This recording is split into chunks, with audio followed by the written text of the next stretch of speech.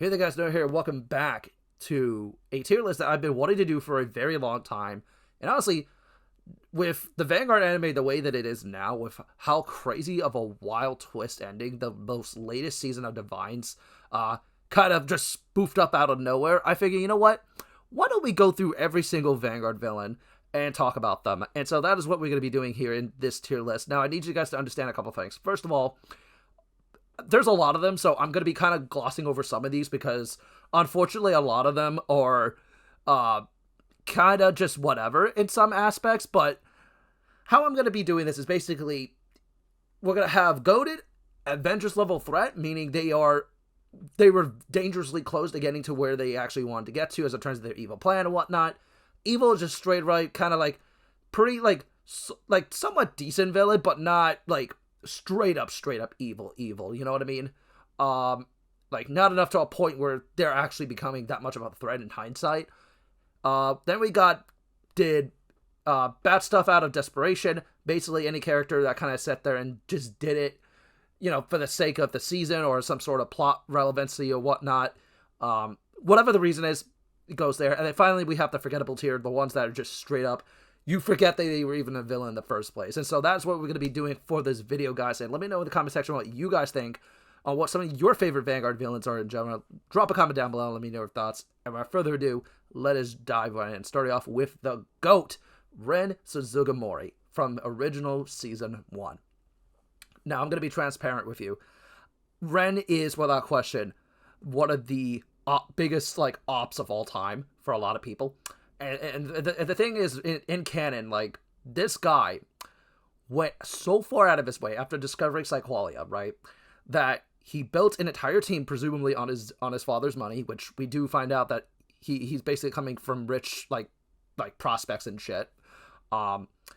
Forces everyone to start winning all their card fights, and then anyone who loses a card fight gets dropped from the team. Like, that is insane. Like, I still remember that whole bit with Kiria Bido, I think his name was, the Pale Moon player from Season 1, who wasn't Asuka, which we'll get to in a little bit, how after he lost to Aichi, he's like, yo, I'm gonna be real with you, the fact that you lost to Aichi the way you did, bro, that shit is unacceptable, dog. And he's like, please, sir, I have a family! And I'll tell you what, fine, force me out for a third game, and then all your past sins are forgiven.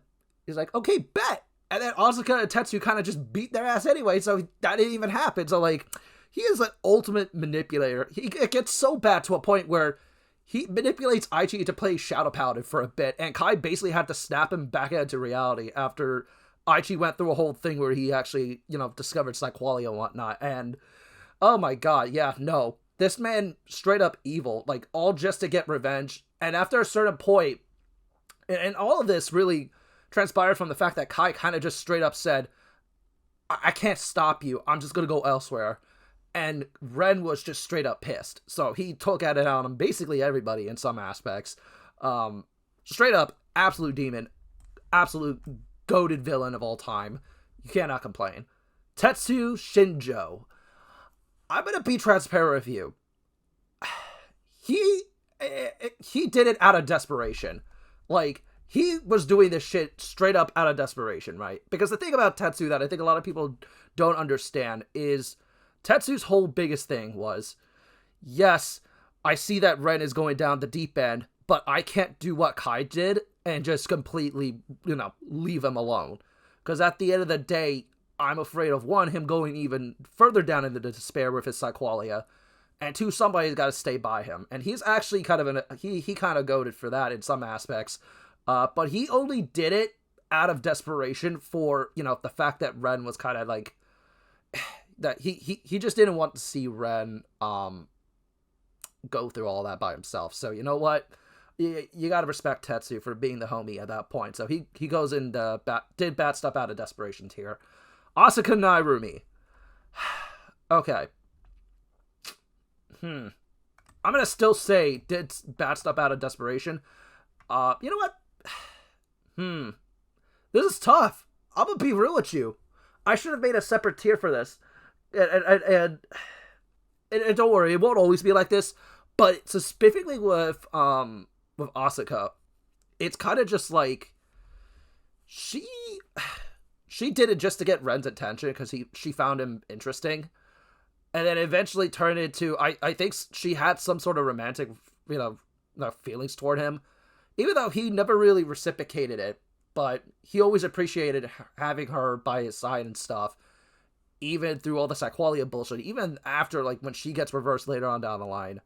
But honestly, she's just there because she's in a similar boat with Tetsu. Except, she's kind of forced to watch from a distance. And you can tell on her face, like, after Red's speech during the second national tournament in Season 1, where she was kind of like, damn, everybody be looking at me weird as fuck because I'm associated with this guy.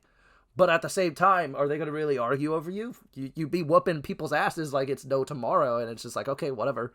But I think Asuka only did all that out of desperation, out of being, wanting to improve herself. So I'm just going to leave her there. Leon Soryu from Season 2 Asia Circuit. Oh, God. Yeah, we have to put him in the desperation tier, and I would argue he's at the top of desperation tier. And I need you guys to understand this, okay? Leon did this, right? For full context, for those who never watched Season 2 of the original, Leon's whole bit was he was stuck on an island with presumably 2 of his family members, or 2 people who are relatively close to him, and his guardian at the time, right? And they were all stuck on this island, and they couldn't leave. There was no way to do it, because the waves were literally pushing back toward the island. And this was designed on purpose, because the Soryu people were basically outcasts after the Aqua Force disappeared, like hundreds of years ago, supposedly, at the time. So fast forward to the Asia Circuit, when we find out he did everything he did. He showed up, revitalized the Aqua Force clan, sealed Blaster Blade, Blaster Dark, and Dragonic Overlord, just specifically to revive his clan, and it was simply because he did not want to stay on that island for that much longer. Because that is a fate worse than death. And honestly, yeah, valid. Honestly, like, out of all of the villains, he only stayed a villain for Season 2, obviously when he was possessed by the Void and whatnot, so that kind of swung things kind of in that direction.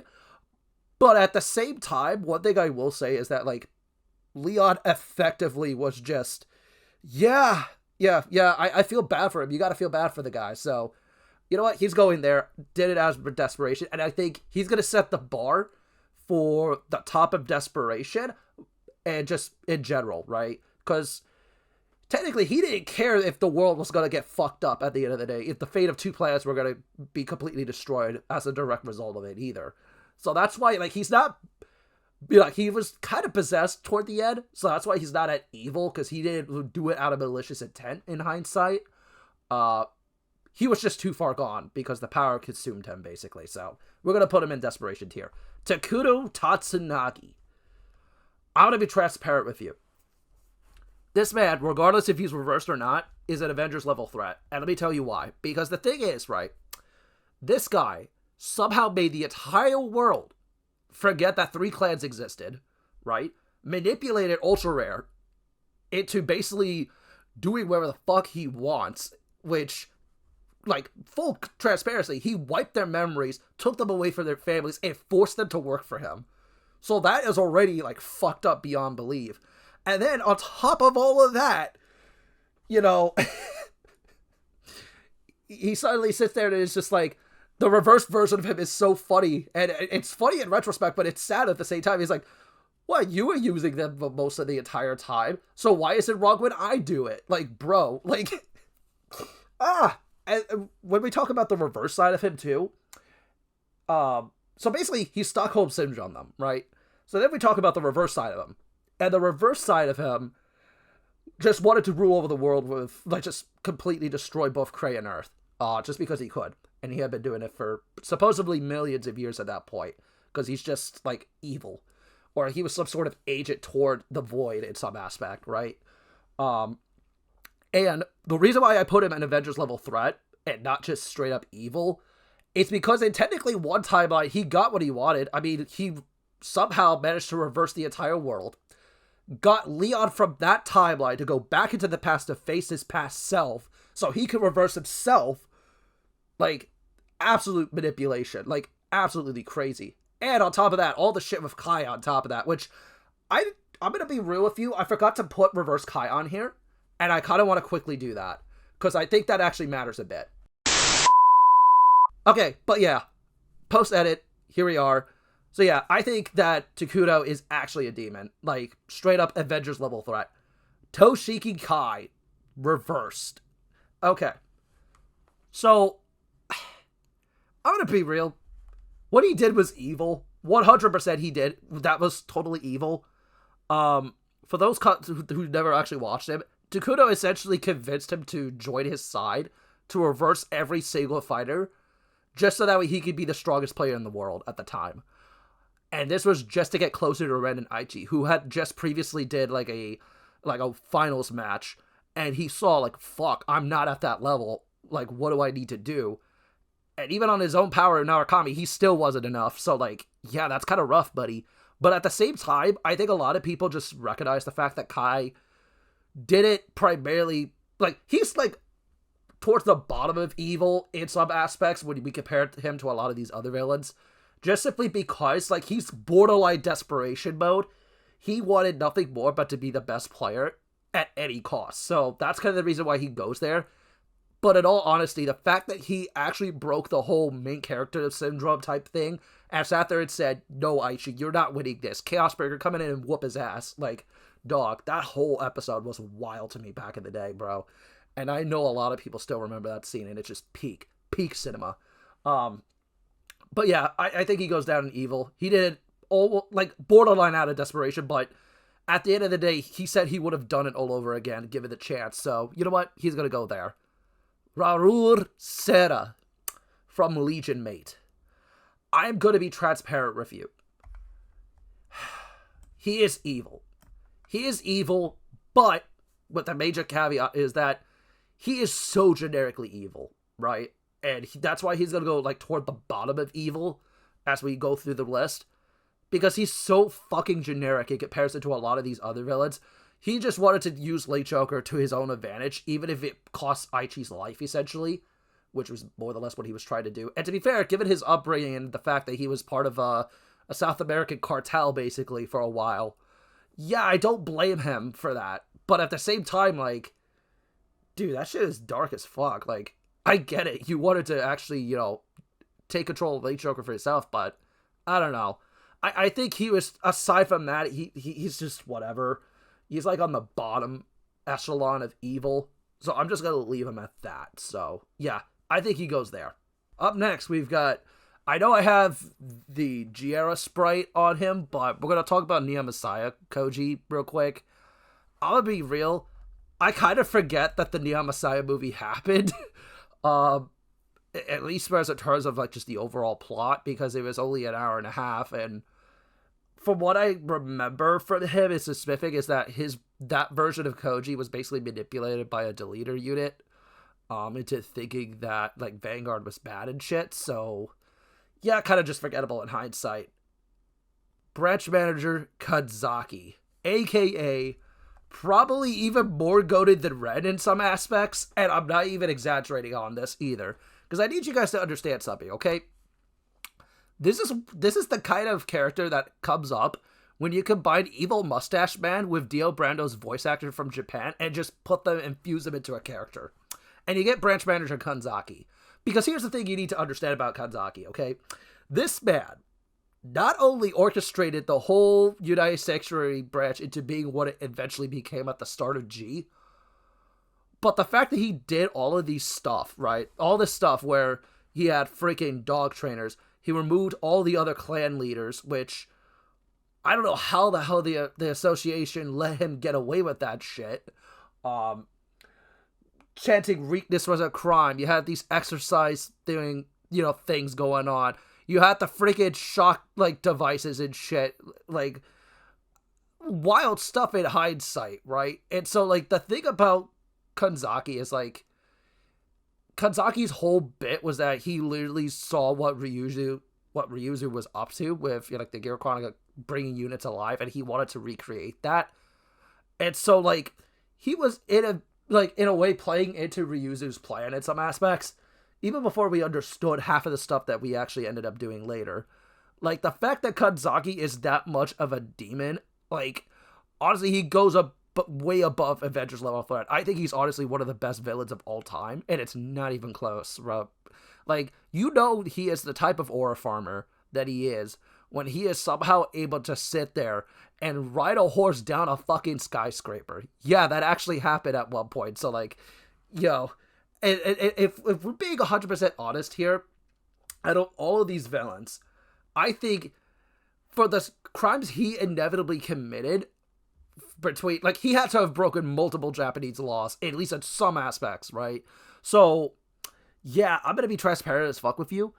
He should be fucking incarcerated. That's why he's, like, one of the GOATs. Like, actual demon. Shoma Shinonome. Oh, boy. Okay, so, I'm gonna be transparent. He is at, like, near the top of evil for me personally. And the reason why I say this is very simple, right? So, he was a master manipulator, specifically for Shion in particular, right? Like, he didn't necessarily care about the weakness as a crime thing in a lot of aspects. Back when he was, like, doing the whole thing with Kanzaki. But when he was part of company, bro, this man was actually a demon. He coerced Arm into essentially taking over Shion's company, running it from the shadows, and just not giving a fuck. Like, this man was actually demonic in some aspects. And I'm so glad that Shion actually punched the shit out of him in that one scene, bro. Because he 100% deserved it. Like, oh my god. Yeah. No, I'm gonna be transparent. Like, Shoma is just that type of guy you do not want to fuck with. Because he will absolutely ruin you. So, yeah. For all of the shit that he did, I'm gonna say he goes in evil. Then we got Rin Hashima. Okay, so I'm going to be transparent. There are times I legitimately forget that she's a villain. I'm going to be 100% transparent. Because, like, the thing about it, right, is that, like, she's kind of in the same way that Tayo was, except not as much, right? She kind of just comes off as, like, she eventually becomes technically a protagonist in some aspects later on down the line with GX and GZ. But, like, in general, like, I always forget that she was a villain initially when I go back and rewatch G, because it's like, oh shit, right, she was part of the Keter Sanctuary crew for a bit. So, yeah, I'm going to be transparent with you. I completely forgot about that. So, yeah, kind of just goes there. I kind of forget that she was a villain at one point. Was a complete and utter bitch to Tokuha, though. Like, low-key, and she was purposely doing it to her. And I guess that's typical rival stuff, too, but, like, again, you know, kind of forgot that she was kind of, like, taunting her for a bit, so honestly, she just goes unforgettable. Then we got Satoru Enishi. Ooh. Okay, so I'm gonna be transparent. I think he did it out of desperation. Alright? Like, he's kind of the middle ground for out of desperation, right? Because the thing about Satoru is, like, his whole thing was, like, he wanted to revive his dead friend, supposedly, or make it so that way no one would have to go through the same shit he did. And to be fair, because his friend, when he was in the hospital, like, they used to hang out and shit, and then one day she died. And then, like, he wishes that it was actually her that lived and not him, and so he carried that, like, that grief for years and years and years and years, all the way up until the events of Stridegate. And so, when we do finally get that fight between Tokuha and him, it is just, you could tell, like, he felt awful, like, toward the end of it. But, like, I don't know, like, I think he just did it out of desperation, really. So, I think he's just gonna go there. I don't even remember who this kid is. Moriyama, or whatever the hell his name is. Honestly, one of the most forgettable villains in Vanguard, and I'm not even exaggerating either, because he eventually went to becoming a protagonist later on down the line, toward the, like, GZ like, thing. But I forget I think it's Hiroyuki or whatever the fuck his name is. Moriyama, I forget his fucking name. DP guy, super annoying, probably one of the worst villains ever made. Yeah, I'm gonna be like, completely 100% transparent with you. Totally forgettable. I didn't even realize he was a thing. Arm Chono. So, I know she did it technically out of desperation, but what she actually did was, like, borderline evil, right? And I'm gonna put her, like, toward the bottom of evil, right next to Kai. And that's simply because of the shit that she was doing behind the scenes for company. And specifically to Shion, like, she really did him dirty. By kind of being the main puppeteer for, like, kind of taking over his company and shit. And I know Sasuke was kind of running a lot of this stuff too, but, like, she was the one kind of acting everything out. And so the reveal that it was her is actually very shocking to a lot of us. And I specifically remember this a lot. But, like, in general, like, she definitely goes there, right? Like, I think she's evil enough to a point where she 100% would do it. And it's just simply because she wants to help her parents wake up from a coma, at least from what I understand. So she kind of just goes there. It's borderline desperation, which I kind of want to put her below Kai, because technically what Kai did was at least a little more evil in some aspects. So she's going to be kind of the new bottom of evil for me personally. So I'm just going to leave her there. Suzuki Wakumizu. I'm going to be transparent. I forget he's even a thing. I'm just going to leave him down here. I think he's just mid. Like, honest to God. Like, who even remembers this guy, bro? Ryuzu Myoujin. Okay, now we're getting into some crazy shit, okay? I'm going to be transparent. Ryuzu? Kind of an Avengers level threat, above Takuto in some aspects. Because here's the thing about Ryuzu that I think you need to understand. He wanted to completely sacrifice the fate of planet Krei just so that Earth could have a perfect future. So where there wouldn't be any war, conflict, any of that. Even though he'd be sacrificing an entire planet to do so. And that's kind of fucked up. Like, I ain't gonna lie. Like, I know Takuto wanted to do a similar thing, but, like, dude, like, holy shit. Like, he got what he deserved at the end of it, too. He basically got transformed into a baby. But, like, I don't know. He's absolutely Avengers level threat. Like, he actually orchestrated everything that, from the Strygate shit and everything. Took over Shion's company. Attacked multiple branches with the Zodiac Time Beasts to specifically fuck with people and to prevent them from actually, like, doing shit to him. And his plan would have worked had it not been for Shoma. Because the thing about it was, like, Shoma literally reprogrammed some of Suzuki's, like, programming for the Strydgate to get Koji to actually intervene. So, like, I'm gonna be transparent. Like, this plan would have 100% worked had it not been for Shinonome. So, you know what? Avengers level threat. Kazumi Onimaru, a.k.a. Shiranui. I'm gonna be transparent.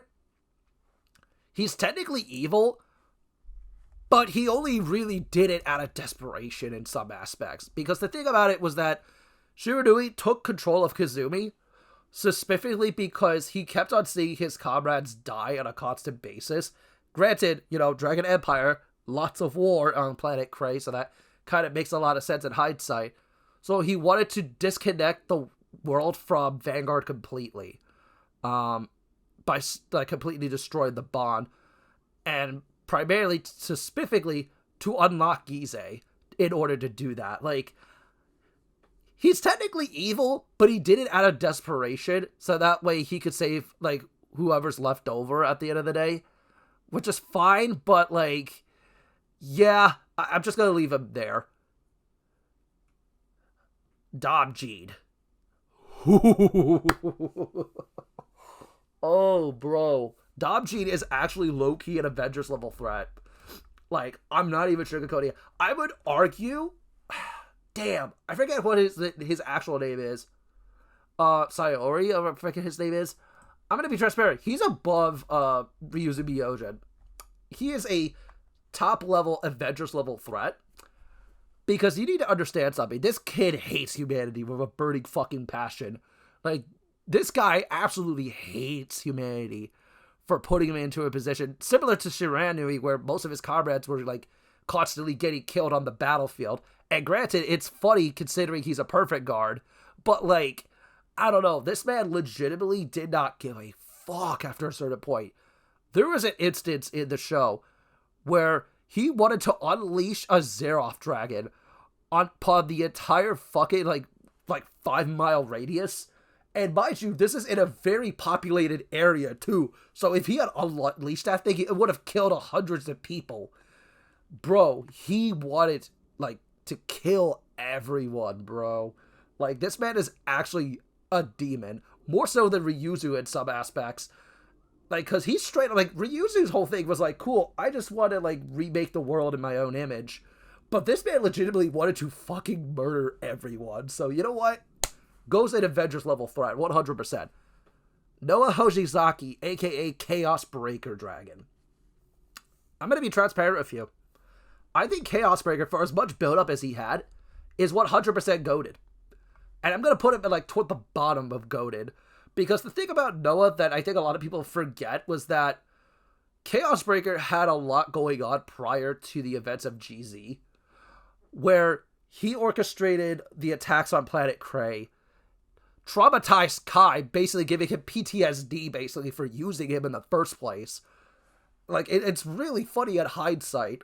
And so it's so satisfying to see him go batshit crazy toward the end of it, where he literally sacrifices himself to revive Gyze, like, dog, or just get things going with the program he was running, to where he basically unlocked Gyze's full potential. Like, bro, this man was actually a demon in so many aspects.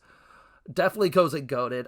I have so many other villains I have to go through that I know I'm glossing over him, but we gotta get to more people.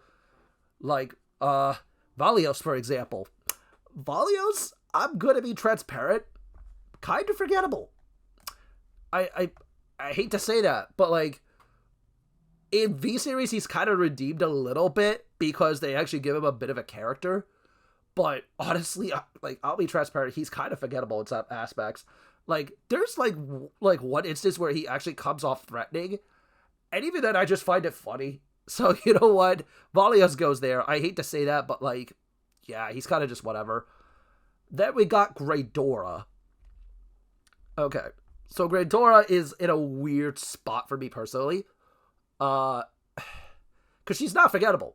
100% not forgettable. But she's not evil enough to a point where I could justify putting her in evil. And she sure as fuck isn't in, like, she didn't do it out of desperation either. She just wanted to, like, rule, like completely take over the world with her mega colony units. Even up to a point where she legitimately, I'm convinced she wanted to breed with Kamui at one point, just so that she could, like, rule over even further. Like, and you have to understand, she's an insect queen, so she would have probably devoured him after the fact. Like, bro, absolutely, like, I'm gonna, you know what, I'll put her toward, like, the, like, toward the bottom of evil, because in hindsight, she's actually, like, gross in a lot of ways for that. Yeah, like, Gredora was actually a demon for that, so I'm gonna leave her there. Gastille, kind of forgettable, considering how much build-up we had. We only literally got one fight with him, and that actually frustrates the hell out of me, because I think there could have been a lot more potential for him. And I'm gonna kind of put him towards, like, Suzuki levels, because at least Suzuki was kind of memorable. By comparison, at least. Gastille literally was orchestrating the revival of Gyze, but after a certain point, he kind of just fucked off. And then he tried to fight Koji, which honestly, his plan was to, like, kill the Messiah. Was actually a smart move on his end. But too bad we only got the one fight with him. I wish there was a little more build-up for him, because I think he could have been potentially evil if he got more. Maybe Avengers level threat if he actually got that good. So, you know what? He's going to go there. Gyze. I'm going to be transparent with you. I know Gyze is just, you know, supposed to be evil because reasons. So I'm going to put him toward the very bottom of evil. Like, not to the point where, like, it's borderline desperation, obviously, because he's a deity who took over Kazuma on purpose. But at the same time, I don't think he's as, like, evil as some of these other people, because he's just a deity who just so happened to be waking up from his slumber and he wants to, like, destroy everything, you know? So I think he goes there. I know, like, many people would consider him an Avengers level threat, but honestly, I don't see it. V-Series Koji Ibuki. Okay. And so this is where things get really hard for me to kind of organize this a bit. And I wish I would have done this a bit differently in hindsight, because I'm starting to realize this is going to be really problematic. But V-Series Koji is just laughable. I'm going to be transparent as fuck, especially later on down the line. Like, a lot of what happened... Oh, fuck, I'm forgetting one other character on here. Whoops, another quick edit. Completely forgot about him, but I'll talk about him in a second. Yeah, I think that should be very self-explanatory. But I think he's just gonna go, like, right around here. Like, evil to an extent. Not much more beyond that. And then we have Tetsuya, which I'm actually, just for that, I'm gonna put him toward the bottom of forgettable. Because at least with Haruki, he was annoying enough for me to remember him. Tetsuya, I forgot he was even a villain for a hot minute. Because his whole thing, he had a similar thing to Arm, where he wanted to revive his family and shit. But at the same time, like, the way... I legitimately forget how the fuck he was doing it. I think he was trying to, like, get Malkuth to do it for him. And have him sacrifice himself to bring them back. Which was a weird little thing, but, like, honestly, he is so fucking forgettable. So, I think he's just gonna go down there, because, bro, I forgot he was even a villain. And then we get to Aichi from Vanguard If, which, a lot of you may not even remember this, because, again, V-Series, so a little awkward in hindsight, but Aichi from V era, from specifically Vanguard If, his whole thing was, like, he wanted to, like, give Kai a better childhood, or a chance at a better childhood. So he completely wanted to, like, remove himself from the equation or some shit, or just destroy Vanguard to give Kai a better chance at a better life. But I'm gonna be transparent. Like, he is, like, you wouldn't even remember that, because you would have to go through so much, essentially, filler to get to that point. So, yeah, I only saw it once back in 2020, and never again. Fuck Vanguard If, bro. Then we get to arguably one of the most goated villains in all of Vanguard. Masanori Iseki, I think his last name is. Bro, Masanori, low-key, might be one of the goats. I would argue above Rin, and that's gonna speak volumes. But with the amount of shit he did, let's run the list down. He was pulling some shit for Daybreak, where he was literally flag burning people's flags and shit. Basically starting off turf wars and shit. Then later on down the line, he joined Uniformers and wanted to help with the whole AI initiative bullshit, let AI take over, which was wild to me. Completely forgot about that. And then with DivineZ recently, he helped Kurumi, which we'll get to in a little bit, kind of set up the motion for the paralytic clash thing to kind of be completely one-sided and more so just work in her favor. So, yeah, no, this guy is an actual manipulator. He may seem innocent at first because, you know, he's supposedly a monk and shit, but honestly, no, this guy's actually a demon. So, you know what? Goated. Absolutely goated. Love his character. It's going to be sad when we don't have him again, but honestly, Masanori is actually low-key goated. Then we got Haruka, I think her name? No. Oh my god, I forget her name. I'm gonna be honest with you, I don't even remember her name. So she's just gonna go down there. I'm sorry. Her own thing that she was kind of just helping out Mirai was only a villain very briefly. Kind of just goes there toward the bottom. Haruka Walker, I think her name is. I'm gonna be transparent. I think she kind of did it out of desperation. But she's borderline forgettable in some aspects. And the reason why I say that, right, is because Haruka just wanted friends, at least from what I fucking remember. Like, I have to go back and rewatch will+Dress, because I legitimately forget the reason why she was doing it. But she basically convinced Urara, I forget her name is, right? Urara? To, join the Uniformers, and she gets her wish, but, like, at the end of the day, it's just like, oh, I fucked up big time. So, yeah, I think she just did it out of desperation. Then we get to Sophie Bell.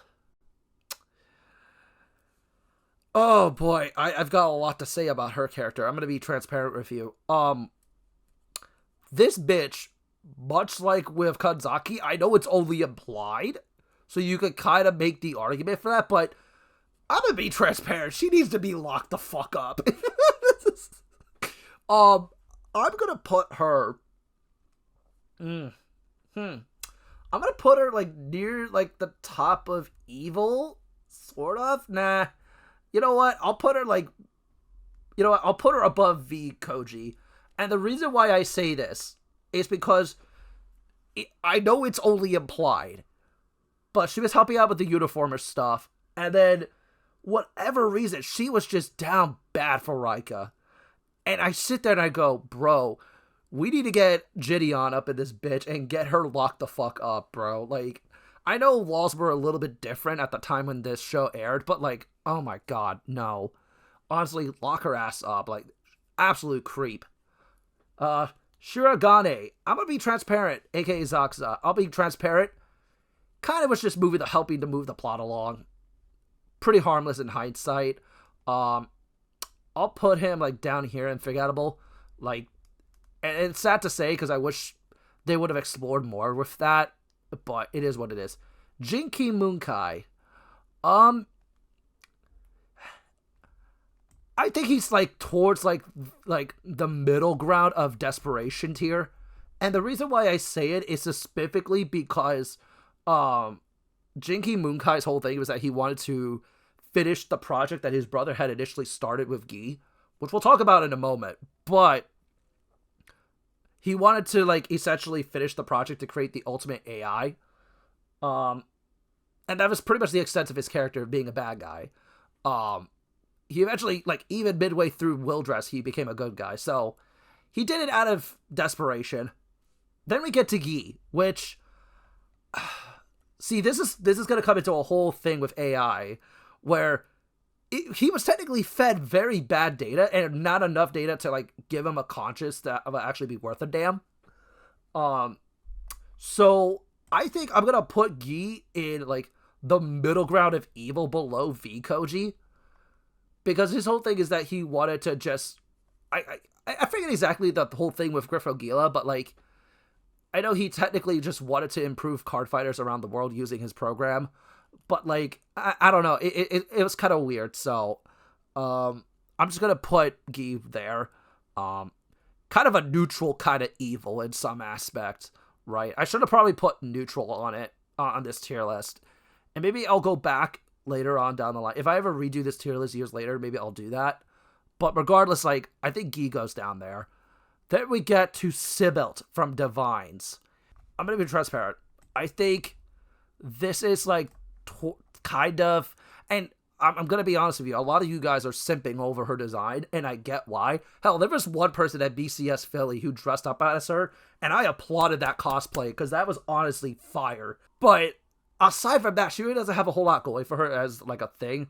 Like, I know she was sad that her owner / master / friend died on Cray. And so that was kind of her own motivation, if you want to make it that. But I'm going to be transparent as fuck. I completely forgot the reason why she did it. So, you know what? I think she goes there. Kind of forgettable in some aspects. So she's kind of like the bottom of forgettable in that aspect. You know what? Maybe I'll just put her, like, slightly above Haruka. We'll just leave her there. Then we get to this guy, who, again, I forget the name, but at least with him, right, this, I forget which Phantom unit it was technically. It was the Dragon Empire Narukami one. I'm gonna put him, kind of right next to Shiranui and Satoru. You know what? I'll put him, like, here. And this is specifically because, like, Satoru's whole thing was, like, fucked up in hindsight. But he wanted to just rewrite reality just to help benefit him his own personal life. And that's fine to an extent, but, like, honestly, he's just kind of whatever. He is just kind of a nothing burger in some aspects. Other characters has done his arcs better, so I'm just going to leave it there. And then finally, we get to Kurumi from Paralytic Clash. Okay. So I'm going to be transparent with you. Depending on how this series ends, she's going to either remain in Goated or go to Avengers level threat. But for the time being, I'm going to put her in Avengers level threat. And the reason for it is very simple, right? Because the whole thing with Kurumi is she played everyone by a fiddle. She made everyone believe that she was actually dead. Turns out, not entirely, because she did a Uno reverse on everyone alongside Masanori. To make it so that way, it's like, oh yeah, a massive spoiler alert, by the way. Like, I should have probably put that in beforehand, but fuck it.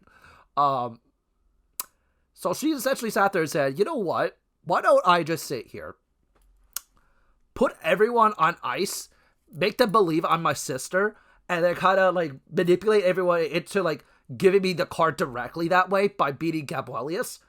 And then you see the sister walk through, and it's like, wait, you're here? Like, wait, what are you doing with the card? Oh, shit! And then it's just like, bro, what are we doing? What are we doing? It was the most wild twist I think we've had in years. But again, my whole perspective on her is going to depend entirely on how this story ends. If she actually comes out and actually starts beating people where we should be expecting her to beat, then she's an Avengers level threat. But if not, then she's gonna, if she starts, like, let's say hypothetically, right? It's just down to Akina because she ends up beating freaking Hikari / Erica, right? Then she goes and goaded because she got very damn close to her goal. If not, then she's still gonna still stay an Avengers level threat, but toward the bottom because she got dangerously close to doing it. So yeah, I think I'm gonna leave her there in Avengers level threat at the bottom of it for now. She doesn't care. Also, the other thing about her too is, like, she doesn't care if she has to rewrite history just to, like, keep herself alive. Like, some people would argue that's desperate as fuck, but honestly, like, what would you do in her shoes where you technically died, you get essentially a second life, like, you got basically revival blessing, and then it's like, okay, we're kind of just here doing our own thing, and I'm going to try to make sure that I can, like, live and enjoy life as I was initially supposed to. Like, damn, that is metal as hell. I'm not even going to sugarcoat it. So I hope she at least gets one more win, because she desperately fucking needs it. Because she literally off-screened her sister, and then she played everyone by a fiddle with this shit. So yeah, yeah, I'm gonna leave her there. I'll put her in Avengers level threat for now. But with that being said, that is going to do it for this tier list. I know this was a very lengthy video, and I don't know how I'm going to be editing this later down the line, but let me know your takes with every single Vanguard villain in the comment section below. Am I right? Am I kind of toward the middle? You know, give me your takes in the comment section. And until next time, this is Noah, and I will catch you guys later. Bye, everyone.